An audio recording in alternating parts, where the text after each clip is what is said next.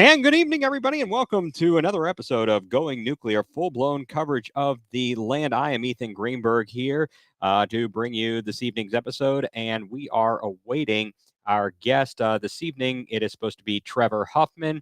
He is the host of the HB podcast. He is a co founder of Swish House Fitness, and I'm going to be talking to him about his business, Swish House Fitness, which recently opened its location in Raleigh. So we are awaiting him. But in the meantime, figured we'd get back to what has us here, which is Cleveland sports, which is Ohio sports. Talk about Ohio State Buckeyes over the weekend. Ohio State, the men's basketball program, after firing Chris Holtman, comes up with a huge upset victory over Purdue University. And you had a new coach installed. You had Jake Diebler there as the coach in place of Chris Holtman. Chris Holtman, in his time at Ohio State University, actually did not have too bad of a record. His opening season, 2017, 2018, he was 25-9, a 20-15 campaign, 21-10 a couple years in a row. He made the NCAA tournament 4 times during his career at Ohio State. But last year, a disappointing 16-19. And this year, was sitting at 13, or well, actually, he finished at 14-11, and it started off hot again. And then they got into conference play, and he just looked overwhelmed. Not sure what was going on there, but a big change for Ohio State University as Jake Diebler takes over as the interim head coach. It'll be interesting to see how the Ohio State Buckeyes continue through the remainder of their schedule. Obviously, getting the win over Purdue, the number 2 ranked team in the country at the time, an amazing feat.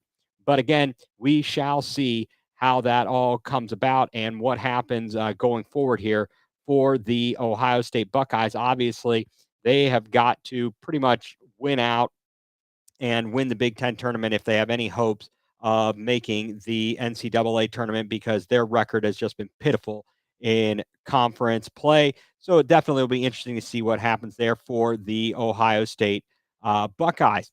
Over the weekend in the NBA, it was the NBA All-Star weekend.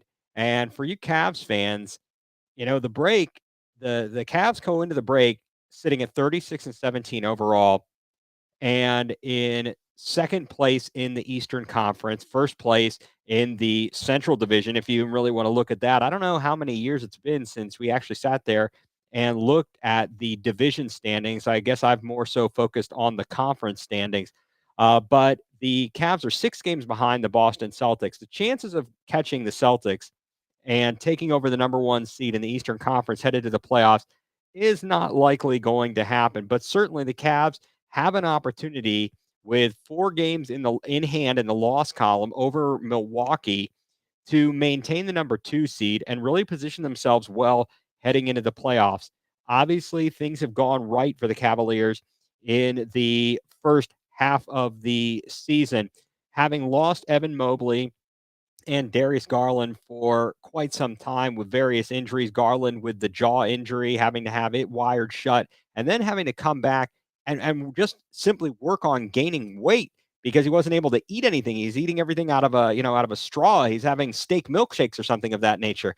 Um, and then you've got Mobley with his knees. So for both of them to be out for as long as they were out from the middle of December and then come back shortly before the All-Star break to reintegrate them and see how the team can come up with the best game plan, the best rotation, so that they didn't lose any momentum has really been impressive so far. And I've got to say, I've been impressed with JB Bickerstaff this season to have guided the team as well as he has under the circumstances. And now sitting at 36-17, the Cavs are really in good position. As I said, they have an opportunity here to potentially lock up a number 2 seed. It's going to be very difficult to catch the Boston Celtics, but we shall see how things go down the stretch in the second half of the season.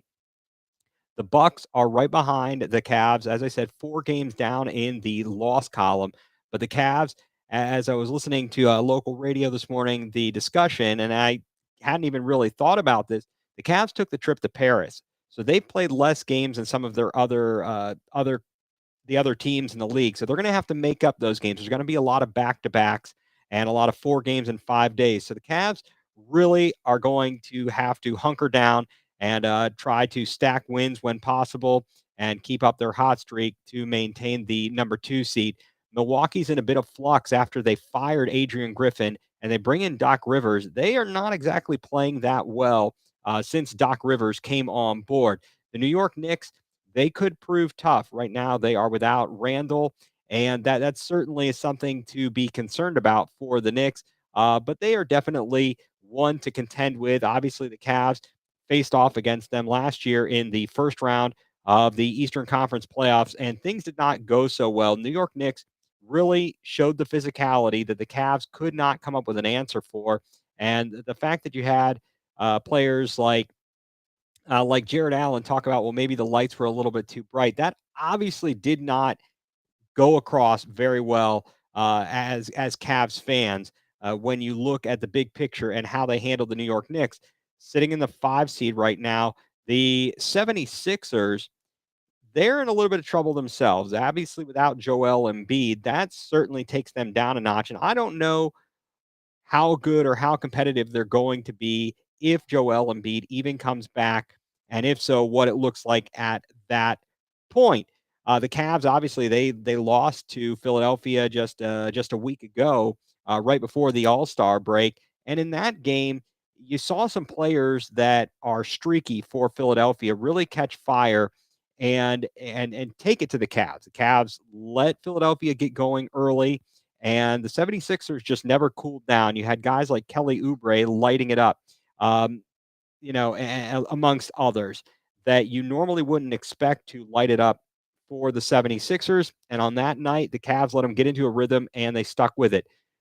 Indiana sitting at the 6th seed. Certainly the Pacers have a lot of offensive firepower. Tyrese Halliburton, an all-star. They are a tough out. They will be a tough out. They will be competitive. And currently sitting in those 7 through 10 spots, which would be part of the play-in tournament, you've got the Miami Heat and Orlando Magic both sitting at 30 and 25. Then the Chicago Bulls and the Atlanta Hawks. So for the right now, if the Cavs sit in the 2 position, they would take on a play-in tournament team. But Miami and Orlando, Miami certainly, they were just in the NBA Finals. They are a savvy group, and for whatever reason, when it comes to the playoffs, they are a very difficult out. I would not want to see them in the first round if I were the Cleveland Cavaliers, or quite frankly, anybody in the Eastern Conference. But again, opportunity there for the Cavs to get a number 2, and if they can hold on to that, that'll be fantastic heading into the playoffs. Out west, interestingly enough, the Minnesota Timberwolves, I don't know where this came from. Obviously, I haven't been paying close enough attention, but they're at the top of the Western Conference at 39 and 16. Oklahoma City, second in the conference at 37 and 17. And it's amazing the turnaround in Oklahoma City. Obviously, last year, they had a rookie, Chet Holmgren, who didn't play at all. So getting him back, Shai Gilgeous-Alexander, they are playing phenomenal basketball. And right behind Oklahoma City, the LA Clippers sitting 2 games back of the conference leader, Minnesota, a half game behind Oklahoma City. And then there's defending champion Denver. Denver sitting 3 games behind out of first place in the Western Conference. The top 4 is very, very tough. Out west, Phoenix is 5, New Orleans sits at 6. And then in your 7 through 10, the play-in tournament teams currently, you've got Dallas, Sacramento, the Lakers, and the Warriors. Um, I don't know how fearful I am of the Lakers. Sacramento seems to be up and down. Obviously, they had a really great breakout year last year, but not as much this year. Although 31 and 23 is a very, very good record, you're winning almost 60% of your games. And Golden State, they have found their footing lately. They had all the drama with Draymond Green getting suspended. Clay Thompson had to come off the bench. So they've had their moments, but Golden State is seeming to have found their stride. They are 8-2 in their last 10. So the NBA season, the second half will get underway. The second half of the season will get underway tomorrow. Now, taking a look at the All-Star game, the All-Star festivities, the All-Star game was an abomination. The Eastern Conference won the game. They scored over 200 points. There was almost zero defense. There was less than a handful of fouls called. It was absolutely ridiculous. As I said, it was an abomination. To me, there's no point in even having these all-star games anymore. Obviously, there are people who are willing to pay for it. So the leagues, whether it be the NBA, NHL, MLS, the NFL, all these types of the four major sports in the United States, they say, "Hey, you're going to come, you're going to pay us for it, you're going to attend this event, we're going to put it on." So we really only have ourselves to blame because we're buying and paying for that product. We really should be demanding more from the players, from the league. The Saturday night events certainly were much more interesting. Even the Friday night events, the celebrities, the type game, those are all pretty cool. You have other athletes from different sports like Micah Parsons, you had CJ Stroud on the opposite side. That was fantastic to see that kind of thing. Saturday night, of course, you had the three-point shootout. That was a very good competition. I'm not such a big fan of all the additional money balls and the extra deep shot, the starry mist ball, whatever they called that. It takes away from it a little bit, although I still think it's pretty good competition. And Damian Lillard, repeat champion, first time since Jason Capono. I bet not many people out there knew that Jason Capono was a back-to-back winner of the NBA three-point contest at All-Star Weekend. I had forgotten that myself. The shootout between Steph and Sabrina, what a fantastic uh, display of skill, of shooting skills by Sabrina and Steph. Sabrina really took on the challenge. She did not shoot from the WNBA line. She shot from the NBA line, the same line that Steph Curry was shooting from. And that was a great move on her part because she's a shooter. She can shoot. Yes. Would it have been easier for her to shoot from the WNBA line? Absolutely. But if she shoots from the WNBA line and theoretically beats Steph Curry, what are all the people going to say? They're going to say, "Oh, she beat him because she shot from closer in. It was an unfair advantage." So she said, "Hey, I'm game. I'm a shooter. I can shoot from the NBA line." She did use the WNBA ball, but I think that is actually a pretty fair accommodation considering probably I'm going to have to guess her hand size is a little bit smaller. The weight of the ball might be a little bit less. So I think that overall, Sabrina Ionescu shooting from the NBA line made that a very even competition. And she really put Steph Curry's feet to the fire, and Steph barely beat her. That was a great showdown. It would be nice to see more of those types of events going forward in years to come. There are going to be a lot of WNBA stars. Caitlin Clark is coming along, and obviously she can shoot the ball from anywhere on the floor, taking the logo shots. And I would certainly love to see her in one of these competitions going forward. In other parts of the competition, though, the slam dunk competition, that is absolutely ridiculous and has become pretty much a waste of everybody's time. The fact that I know people are griping over the fact that Mac McClung, who is not currently on an NBA roster, has won the slam dunk competition 2 years in a row is a bit ridiculous. Well, here's the thing, folks. I think there's a lot of pride that goes into it with the NBA players. I just listened to Brian Windhorst talk about LeBron James when he participated in a dunk competition and that the McDonald's All American competition, and he didn't do well. So you've got to imagine if you've got your biggest stars and they come out and they flop, you're going to hear about it. I mean, To me, Jalen Brown did not do a great job. He did the most awful D Brown impersonation, trying to hide the eyes with the arm over the eyes when he dunked. In fact, he didn't even do that part of it until after he came down, landed, and then he tried to put his arm up as if he had done the actual D Brown dunk. And it's no surprise to me that Mac McClung won the competition once again. And obviously, he deserves it. It certainly would be great if the dunk competition got back to where it once was, back in the heyday when you were seeing the amazing dunks of Michael Jordan against Dominique Wilkins, even as recently as Aaron Gordon and Zach Levine. That was a phenomenal dunk contest, and you've had some in the past that have been pretty darn good. But a lot of the props, we've seen it all pretty much, and sometimes, in fact, the in-game dunks are more impressive than the ones that these guys can come up with. There's only so much you can possibly do.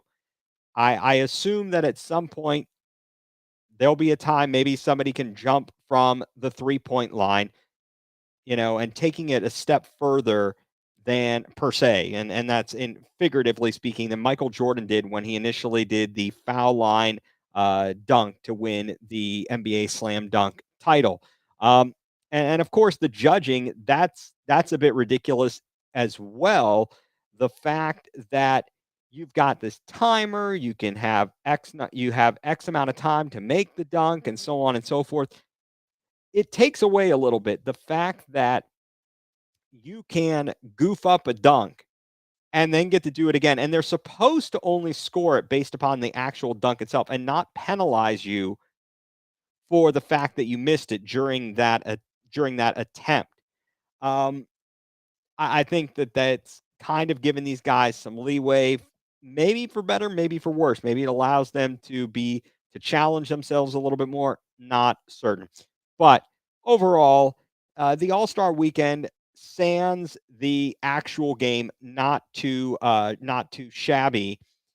Definitely enjoyed watching Donovan Mitchell in the 3-point contest. It would have been nice. He did represent, our man Sam Merrill wearing the Money Merrill shirt while he was out there shooting. Would have been nice to have seen Sam Merrill, but Donovan Mitchell represented himself well, although he got knocked out in the first round. It certainly, to me, between the 3-point shootout and Sabrina and Steph, those were the most exciting events that we had on Saturday night. Um, Time is really quiet here right now in the NFL.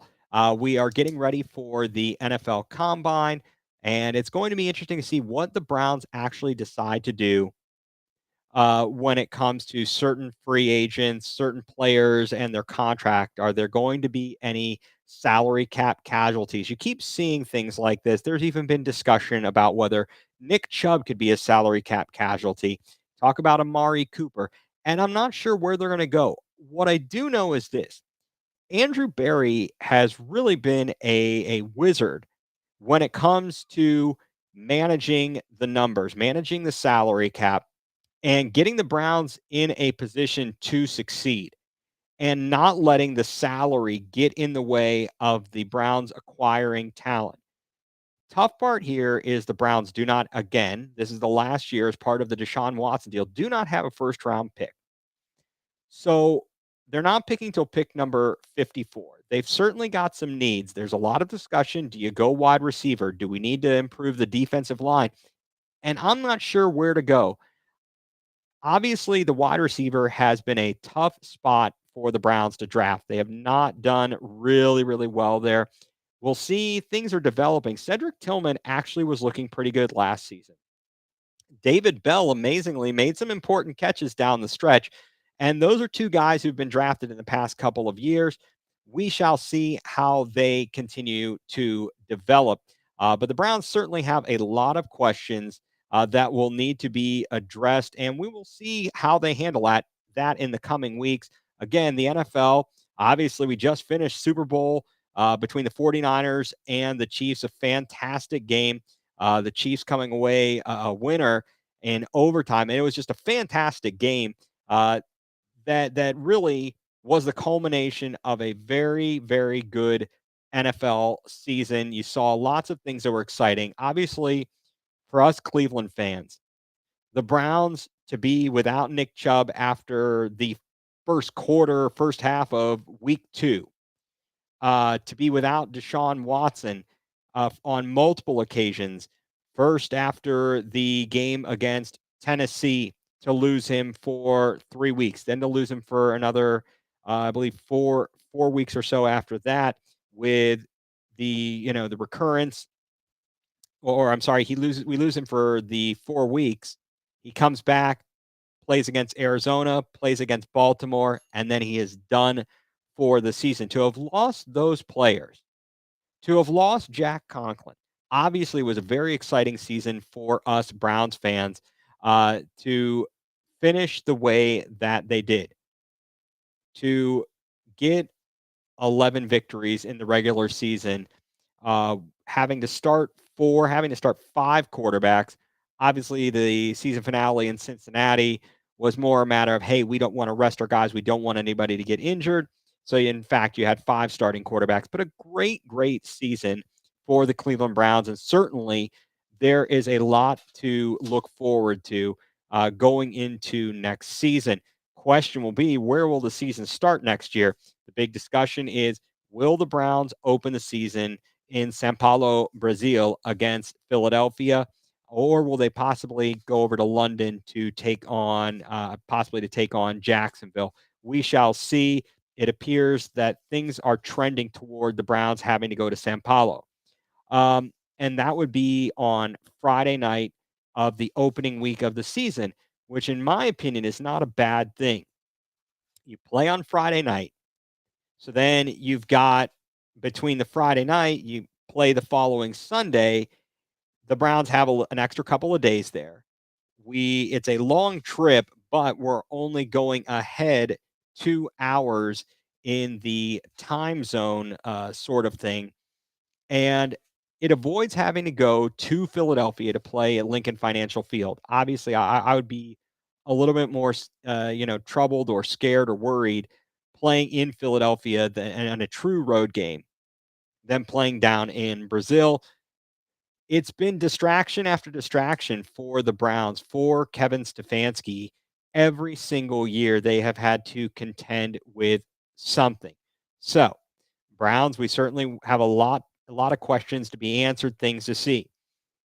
The Cleveland Guardians, they have reported to spring training, and the biggest news out of the major league has been the blowback on the new uniforms. Last year, we were talking rule changes. Last year, Major League Baseball, we were talking about the size of the bases, people saying they were the size of pizza boxes. We were talking about the pitch clock and those sorts of things. This year, we're talking about the uniforms. My hope would be that when baseball season begins, when opening day comes around, the Guardians will be talking about a team that, although it will be different without Terry Francona at the helm, with Stephen Vogt as the new manager, that we will be talking about a team that has potential to compete and contend in the American League Central Division. I really think it is up for grabs. But obviously, fans of the Guardians, myself included, there's a lot of questions surrounding the Guardians and the commitment of the Dolans to this organization to spend the money. They seem to refuse to want to pay any high price free agents, to bring in any bats, and the middle of the order badly needed pop. The outfield had no power whatsoever. Miles Straw is an awesome defender, but his bat is pitiful. It's absolutely pitiful. And in this day and age, the way Major League Baseball has gone, you got to be able to score runs to compete. And being able to hit the long ball and get guys on base at the same time. So you're not just getting solo shots. So you're getting 2-run home runs, 3-run home runs more often than not, is critical.